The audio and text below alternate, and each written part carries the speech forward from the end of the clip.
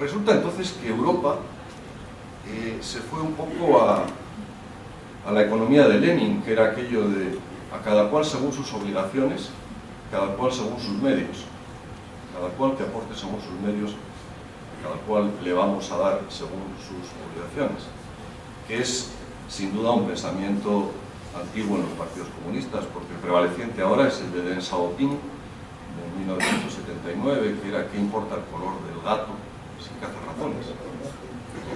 La famosa cita. Bueno, pues curiosa y paradójicamente Europa ha ido desviándose de los incentivos de la economía de mercado hacia los incentivos del sistema económico, de la falta de incentivos que proponía Lenin. Y esto se ve en Europa con ejemplos concretos que son para poner los pelos de punta incluso a un calvo como yo. Por ejemplo, yo hace que no vivo en España mucho tiempo, desde el año 77 que me fui a Estados Unidos. Este verano he tenido que pasar un par de meses en España con mi madre, y tiene 86 años, y un día la llevo al médico, a un médico privado, compañero mío del colegio, y bueno, el médico la ve, la revisa, me pago por la consulta, 50 euros, y me receta una medicina bastante cara, 50, 60 euros. Pues llego con mi madre a la farmacia, y la farmacéutica me dice, ¿pero lo va a pagar usted de su bolsillo? Y dice, sí. No, mire, le voy a dar la cajita y una fotocopia de la receta. Cuando lleve a su madre a la consulta del Seguro Social, pídale una receta al médico y yo le devuelvo el dinero. Ah, muy bien, fantástico. Entonces, al día siguiente llamé al Seguro Social y hice una cita para mi madre, que hacía 2 años que no iba a la medicina pública, y mi sorpresa fue que la calidad de la medicina pública en España es muy buena. O sea, la médico, ya habían cambiado 2 médicos desde la última vez que mi madre fue, pero la médico que estaba recibiéndola tenía en el ordenador todo el historial de mi madre. Dice, sigue teniendo el problema de presión arterial, o sea, buena calidad de medicina. Entonces le planteo el tema de la receta y me dice, sí, cómo no, me hace la receta, con eso voy a la farmacia y me devuelven los 60 euros. Entonces, claro, no se puede esperar un uso responsable de un recurso escaso y caro como la medicina si no cobras un precio, aunque sea un precio simbólico, si no se da al sobreuso y al abuso. Por ejemplo, se han detectado casos, me decía el cónsul de España en Miami, de emigración ilegal de Estados Unidos a España, con el objetivo de internarse en una clínica de la Seguridad Social allí y tratarse de una enfermedad cara. O sea,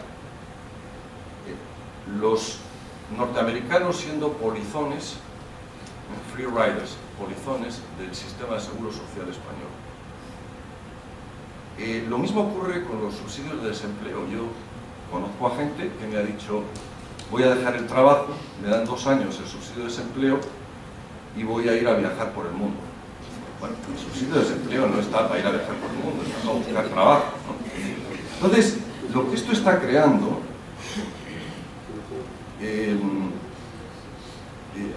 antes menciono otro caso, prejubilaciones. Muchas de las reestructuraciones en Europa se hacen con prejubilaciones, por la vía sencilla, o sea, lo sacan de una cuenta que es el presupuesto y lo pasan a otra cuenta que es la de la Seguridad Social, o el fondo de pensiones de la empresa y la Seguridad Social. Este verano un amigo griego, economista griego, me comentaba que una prima suya, oficial de la Marina, había conseguido jubilarse con 39 años. Hace 3 semanas, en el Parlamento italiano, sobre el último plan de estabilización de Berlusconi, se montó una bronca, se agarraron a tortas en el Parlamento, y el tema era que Umberto Bossi, el líder de la Liga Norte, la esposa de Bossi, había conseguido jubilarse a los 37 años, legalmente, sin violar, la ley le permitía hacer eso, alguien lo sacó a relucir y se agarraron a golpes por eso, ¿no? Diciendo, vos sí que eso era perfectamente legal. Es perfectamente legal, pero es completamente antieconómico y completamente irracional desde el punto de vista económico. Entonces, ¿qué es lo que está pasando? Lo que está pasando es que la gente que trabaja es cada vez menos y las clases pasivas son cada vez más. Entonces, los cada vez menos que trabajan tienen que pagar por los beneficios de los desempleados, por el sistema de salud que utilizan todos, incluso los extranjeros que van allí a tratarse, sin pagar nada, y cada vez más clases pasivas por jubilados, muchos de ellos a sus 39, 40 años, excepcionalmente, otros a partir de los 45 y otros en los 50. Entonces, el que trabaja cada vez tiene menos incentivos porque le quitan una gran parte de su sueldo a través de contribuciones y a través de impuestos para pagar a todas estas clases pasivas, ¿no? Y a nadie le gusta trabajar gratis, ¿no? El inolvidable Sofocleto, Luis Felipe Angel, en su día dijo uno de sus famosos sinlogismos, que no silogismos, sinlogismos, ¿no? Que tenía 50.000 sinlogismos, era de que el que trabaja de balde es un idiota al cubo. Y todo esto ha creado una mentalidad del ocio y de la ociosidad a niveles completamente desproporcionados, ¿no? Por citar otra vez al inolvidable Sofocleto, en Europa, en los países mediterráneos más, porque como había falta de eso en relación a los países nórdicos, se ha abusado mucho más del sistema. Decía Sofocleto que el trabajo nunca ha matado a nadie, pero ¿para qué arriesgarse?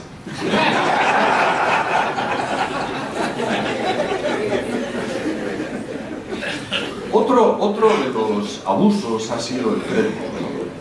Por ejemplo, en España, de tener las tasas de España, Grecia, Italia, de tener unas tasas de interés muy altas, nominales y reales, cuando España entra al euro, incluso antes, cuando se fija ya el tipo de cambio de forma irrevocable, 2 años antes de que funcionara el euro, la inflación empieza a ser mayor que las tasas de interés, porque las tasas de interés bajan al nivel de Alemania, porque España recibe un rating muy cercano a la Alemania. Y entonces la inflación es más alta que en Alemania, 2, 3, 3,5%, y la tasa de interés es menor que la inflación. Y esto ha generado un boom del crédito al consumo, un boom de la vivienda, etcétera, etcétera, que en España ha adquirido proporciones dramáticas. Por ejemplo, yo hice el siguiente ejercicio. Comparé el boom de la vivienda en Estados Unidos con el boom de la vivienda en España.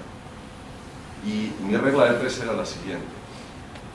En Estados Unidos ha habido una crisis hipotecaria, por las hipotecas basuras, por el exceso de crédito hipotecario, por el exceso de compra de casas, por el exceso de construcción, etc. Voy a trasplantar la experiencia de Estados Unidos a España y voy a ver si España abusó del sistema más o menos que Estados Unidos. Entonces hice el siguiente cálculo. En el punto más alto de la construcción en Estados Unidos, que fue en el 2005, se construyeron 2.100.000 viviendas. En el punto más alto, 2005.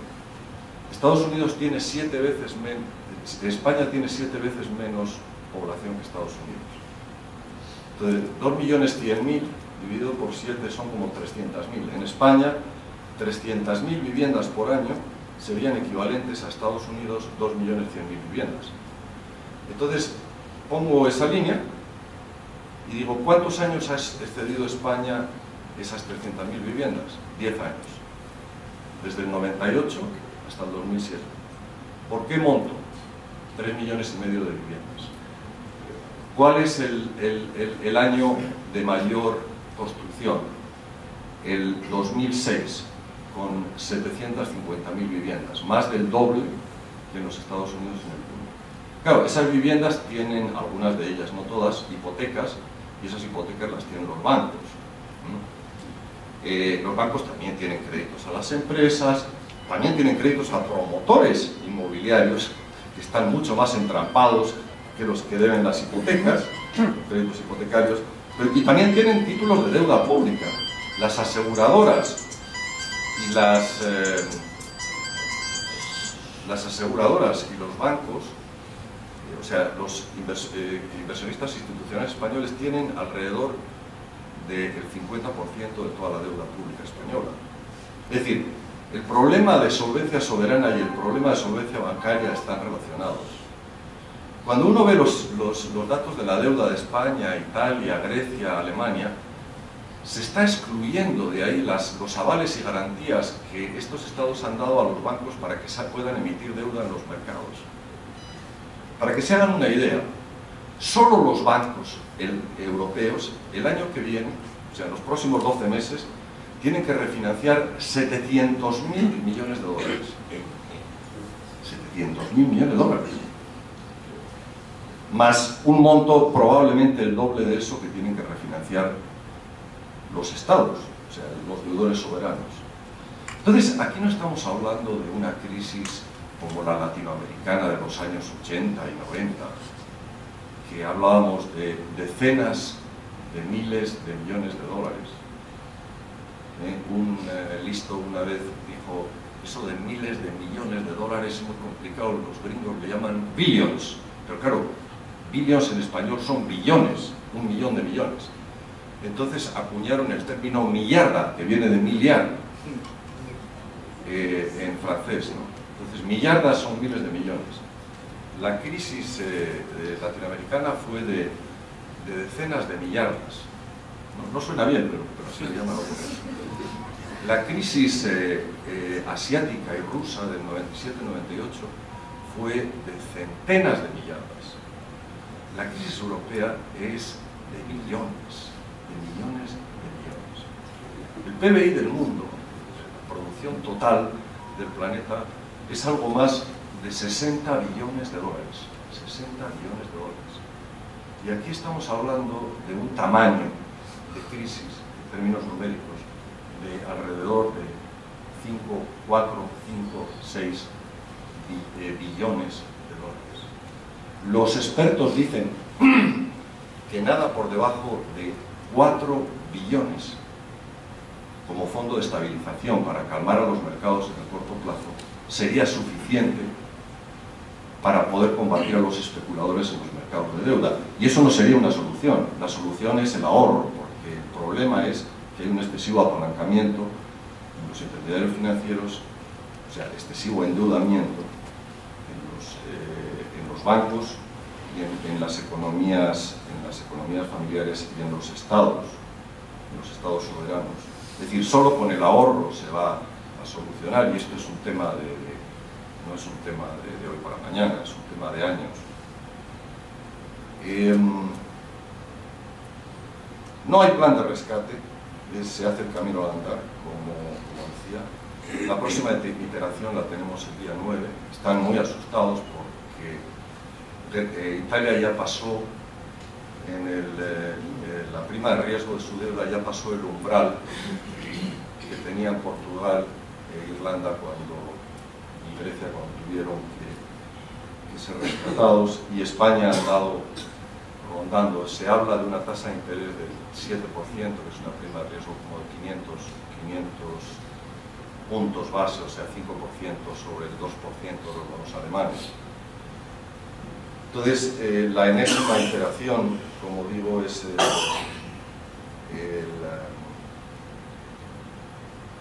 el día 9. Y bueno, aquí viene el tema de la Torre de Babel. En Estados Unidos, para decidir, tienes un gobierno y tienes un congreso y un poder judicial. Bueno, aquí en la zona euro tienes 17 gobiernos, 17 congresos y 17 poderes judiciales. Porque el Poder Judicial también interviene. En uno de los rescates últimos cuestionó que Angela Merkel hubiera contribuido con unos fondos a este fideicomiso de estabilización, y le dijeron la próxima vez lo tiene que aprobar el Parlamento. O sea, tiene que ser por unanimidad entre 17 gobiernos, con la venia aprobación de 17 parlamentos, porque si no lo va a cuestionar 17 poderes judiciales. Una torre de Babel. Es como si van 17 a almorzar y tienen que acordar el menú y dice, oye, que es Viernes Santo y yo soy católico, no puedo comer carne. El otro dice, oye, que yo soy vegetariano, no puede haber... otro dice que yo soy judío ortodoxo y tiene que ser kosher. Entonces tienes que acomodar a los 17. Entonces la probabilidad, el menú cada vez se estrecha más y al final llegas a la mínima expresión, ¿no? Pan y agua. Pan, agua y unos espárragos. Una cosa así, ¿no? Entonces ese es un poco el problema.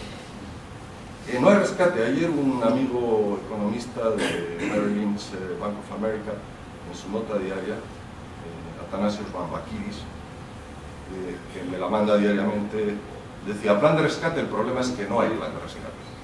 Es una pura improvisación. Y la economía no es... o sea, hay un efecto que yo le llamo un efecto torre de Babel. Es decir, es imposible, el sistema de decisión es complicadísimo, larguísimo, poco ágil, y el tamaño del reto es de proporciones sin precedentes. Y la economía es un sistema complejo. La economía no es como un motor de explosión de un coche, una lavadora o un equipo de aire acondicionado que llamas a un técnico. Y como bien le oí decir a Richard Webb en una conferencia, los sistemas complejos son sistemas altamente no lineales y son muy sensibles a pequeños cambios en las variables. Es decir, un pequeño cambio en una decisión puede tener efectos extraordinariamente fuertes. Ustedes habrán leído sobre el efecto mariposa de la teoría del caos. Esto viene de un meteorólogo que se llamaba Edward Lorenz, que en los años 60 trabajaba en el Instituto del Clima de Estados Unidos y había conseguido un sistema de 12 ecuaciones diferenciales para modelar el clima mundial. Y estaba calculando en unas gráficas la velocidad del viento y la humedad y la presión en Estados Unidos. Y entonces hubo un apagón y la computadora se congeló. Entonces se fue a su casa con el printout y al día siguiente regresó, enchufó la computadora y dijo, en lugar de hacer todo el ejercicio completo, ¿por qué no le meto los valores en los que estaba a mitad de simulación? Entonces mete los valores que estaba a mitad de simulación, pero el ordenador los había redondeado solo a 4 decimales. Había redondeado esos valores a 4 decimales. Y entonces resulta que lo pone en la máquina, pasa el programa, etcétera, y observa que al haberle metido él los valores directamente y al simular el ejercicio desde el principio, una gráfica de viento que venía con una velocidad normal pasa a ser un viento de velocidad de huracán.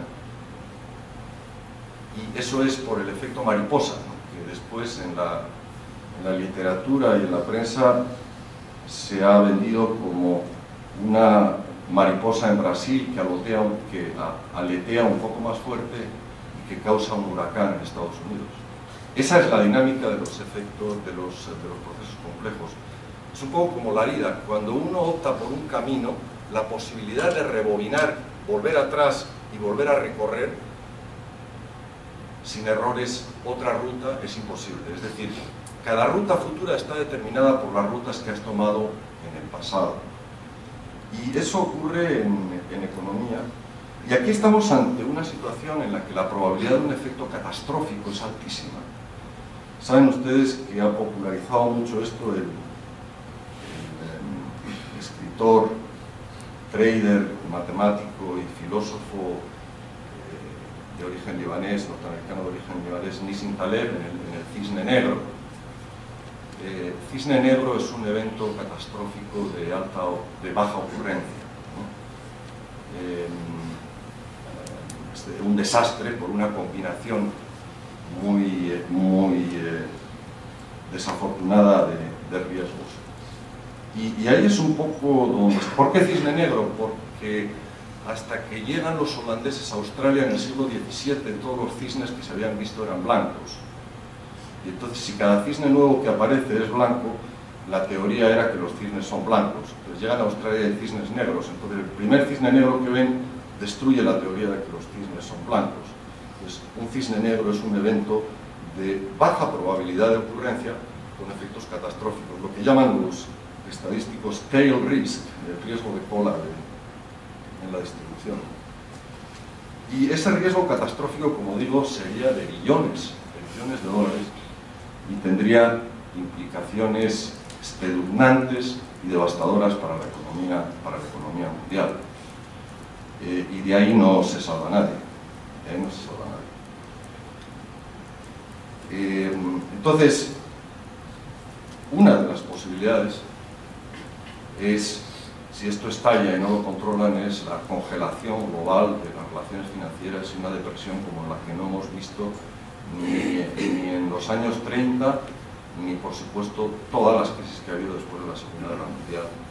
Y otra posibilidad es que le den rienda suelta al Banco Europeo y tenga que salir a apagar fuegos emitiendo dinero y se plantee un problema serio de inflación. Y entre ambas, si uno es muy optimista, hay la posibilidad de que le den la latitud al Banco Central Europeo, algo a lo que se oponen los alemanes hasta ahora, pero que podrían ceder ante la debacle completa, y que eso dé tiempo para que se empiece a arreglar en Europa el problema de incentivos, el problema de exceso de deuda, etcétera, etcétera. Y eso se soluciona ahorrando, se soluciona con reformas estructurales, etcétera, y como digo, es tarea de años. Este indicador, con este indicador Perú, esto está del último informe del Banco Central, tendría activos por 80.000 millones de dólares, millardas, ¿no? 80 millardas, ¿no? Perdón, 78 millardas, y pasivos de 112.000. Pero el neto, que son como 35.000, fundamentalmente es inversión extranjera directa, que es un compromiso de largo plazo con el país. Es decir, no es un pasivo exigible a corto plazo, es un pasivo a largo plazo del país y en equity, en acciones, que es lo más conveniente. Y esto le da cobertura más de 100% a la posición neta, negativa. Es lógico que tenga una posición negativa Perú, pero esa posición negativa es menos que la inversión extranjera, o sea que es una situación patrimonial muy fuerte. Las reservas internacionales del BCR, 48 millardas, exceden en 4 millardas a todos los depósitos en todos los bancos del Perú, incluidos los depósitos en dólares y los depósitos en soles, por lo cual no podría haber un pánico cambiario en Perú. No creo, no se puede decir que es imposible, pero es muy improbable. Y si vemos la deuda total, no la deuda pública, sino la total, la deuda pública y privada, son la deuda pública y privada externa total son 43 millardas, que es menor que los activos que tiene el BCR. Entonces, ¿en qué sentido está blindada la economía peruana? La economía peruana está blindada en el siguiente sentido. Voy a definir blindaje, depende de cómo definamos blindaje.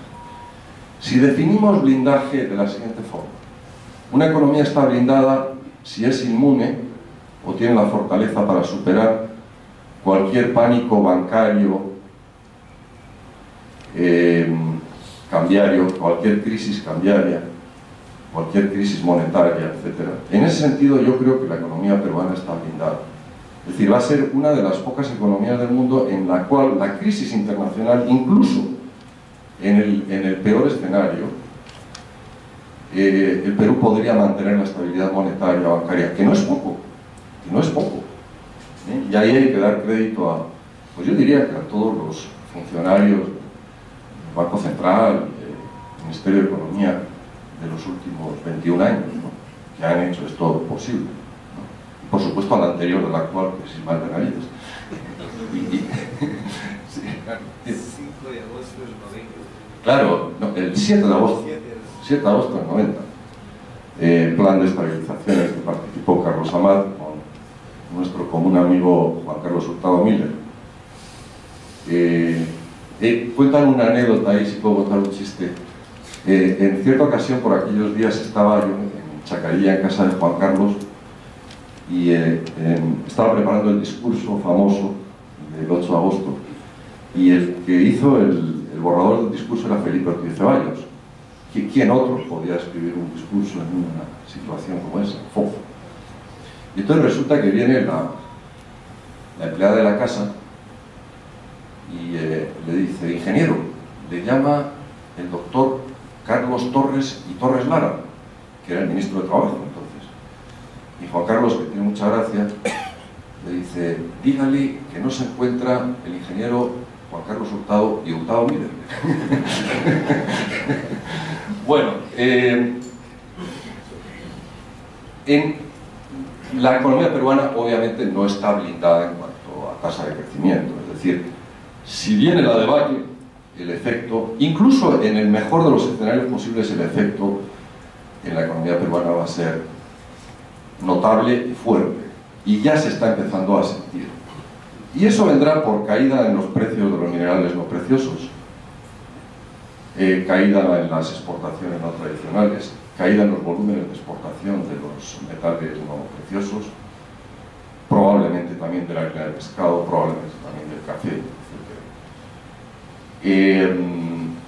Y obviamente efectos a través del sistema financiero, más dificultad de renovación de líneas de crédito de los bancos, aunque no es mucho, eso son 3.000 millones de dólares todo lo que tiene el sistema bancario local.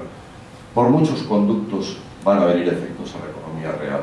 Va a ser más difícil captar inversión extranjera, y aquí lo de conga, ¿no? Esta conga que ha habido distintos grupos de trotskistas, cada uno bailando la conga a su ritmo, por ponerlo de alguna forma. Pero esto de conga yo creo que probablemente era la única opción que tenía el gobierno para evitar un baguazo, un arepazo. O sea, me parece que eso hubiera sido peor, pero no es bueno obviamente para la inversión extranjera. Se crea un precedente y una inversión ya avanzada y de muchísimo dinero, casi 5.000 millones de dólares, se está poniendo un poco en suspensión temporal en el mejor de los casos. Y no está el mundo hoy para prescindir o para descartar inversiones como esa, en absoluto. Aunque creo que si se lleva a cabo mano militar ya es peor para el Perú, porque pasaría un poco como en el quinquenio de Toledo con el arequipazo, que se congela prácticamente los planes de privatizaciones y los planes de reformas.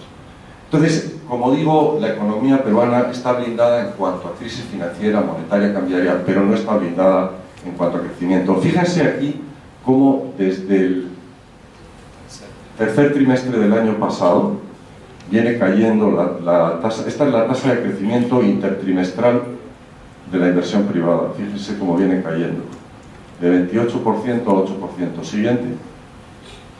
Fíjense aquí cómo viene cayendo la demanda interna. Fíjense cómo viene cayendo el PBI.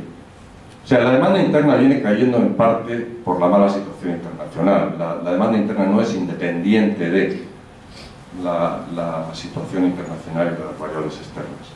Entonces, esto viene desacelerándose a casi medio punto por trimestre. ¿Está Waldo Mendoza por aquí? Hola, Waldo. Como Waldo me mandó una presentación que hizo en CIES recientemente, pues me ha ahorrado el trabajo para las siguientes 2 diapositivas. Muchas gracias, Waldo. Entonces, ¿cómo podría ser el crecimiento? Pasen. Esta no es mía, esta es de Waldo. Este es el crecimiento del PBI del Perú hasta ahora, y esto es donde el gobierno, el MEF y el BCR creen que cerraría este año. Yo creo que eso está bien, y creen que podría crecer al 6% en los próximos años, pero no parece que esto sea posible. Y Waldo habla en esta presentación de 2 escenarios: el A, que es el menos pesimista, y el B, que es el más pesimista. Adelante. O sea, el A que es externo optimista, o sea, externo optimista, Waldo le llama que no hay esa debacle completa, esa depresión, congelación, corralitos por todos los lados, etcétera, y quiebras en cadena. A eso le llama escenario optimista. No quiere decir que sea un buen escenario. Y minero optimista, que se mantienen más o menos los precios de los metales no preciosos. Y el B es un externo pesimista y un minero pesimista, que es ahora lo que se ve como más probable. Entonces, Waldo dice que en el A el crecimiento sería 1 o 2 puntos por debajo de las proyecciones oficiales. O sea, en lugar de 6%, lo que queda sería alrededor de 4%. Y yo diría que eso es un techo. Y con lo de Conga, más techo, por el precedente de paralizar una inversión tan importante. Y en el escenario B podría ser la mitad, 3%. Yo también creo que como techo, no como suelo, ese 3%. Y ya para terminar, siguiente, hay un señor que me hablaba de unos pronósticos de bolsa. O sea, ¿perdón?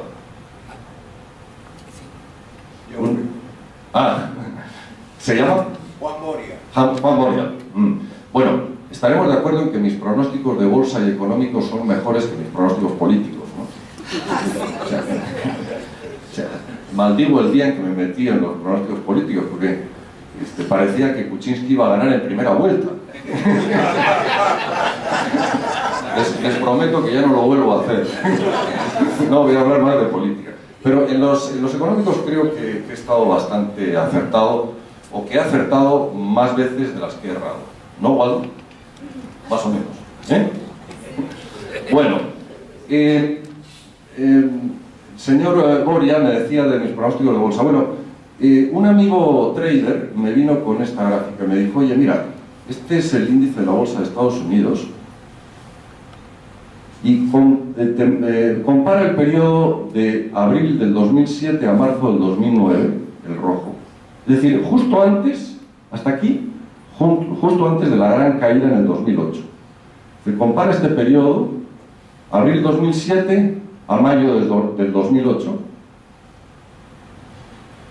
con diciembre del 2010 a noviembre del 2011, que es el azul.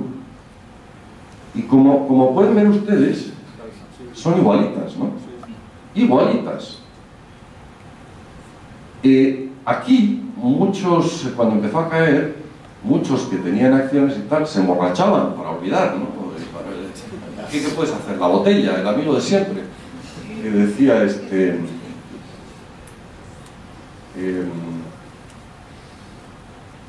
bueno, entonces, las gráficas son una calcada de la otra, ¿no? Me recuerda, por volver a otra cita de Sofocleto, aquel famoso silogismo que dice: me emborraché para olvidarte y ahora te veo doble.